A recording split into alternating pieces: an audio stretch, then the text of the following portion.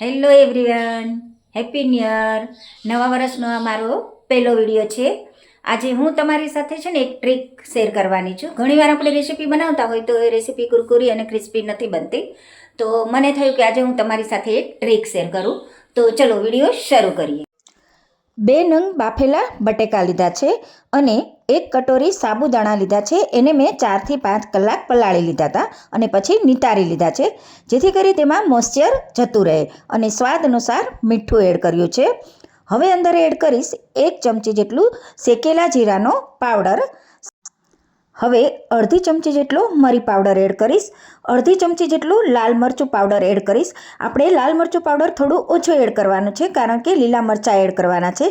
હવે 2 નંગ ઝીણા સમારેલા લીલા મરચાંને એડ કરીશું. અડધી કટોરી જેટલી ઝીણી સમારેલી કોથમીરને એડ કરીશું. હવે જે ટ્રીક હું બતાવવાની છું એ ટ્રીક છે ચોખાનો લોટ. જી હા, તમે કોઈ પણ વડા બનાવો તો એમાં ચોખાનો લોટ એડ કરી શકો છો. ચોખાનો લોટ એડ કરવાથી તમારી રેસીપી એકદમ કુરકુરી અને ક્રિસ્પી બનશે. જો તમે ફરાળમાં બનાવતા હોય ને તો તમારે તપકીરનો લોટ એડ કરવાનો છે. બસ આવું ડો જેવું તૈયાર થાય ત્યારે તમારે એમાંથી થોડો માવો લેવાનો છે અને એને કટલેસનો અથવા તો કોઈ પણ ગોળ ટિક્કી જેવો શેપ આપવાનો છે. આવી રીતે મેં મારી ચેનલ ઉપર ઘણા બધા વિડીયો શેર કરેલા છે, જરૂરથી તમે ચેકઆઉટ કરી લેજો. હવે ટિક્કી સરસ રીતે વાળાઈ ગઈ છે. આવી જ રીતે હું બધી જ ટિક્કી વાળીને રેડી કરી દઈશ. તેલને મેં પહેલેથી જ ગરમ કરવા રાખી દીધું હતું. ગેસની ફ્લેમ મીડિયમ રાખવાની છે. સ્લો ગેસ ઉપર તમારે ટિક્કીને નથી તળવાની, નહીંતર તેમાં તેલ ભરાઈ જશે અને ફાસ્ટ હશે તો તેમાં બળી જશે. આ વાતનું ધ્યાન રાખવાનું છે. ટિક્કી નાખ્યા પછી તરત જ જારો નથી અડાડવાનો.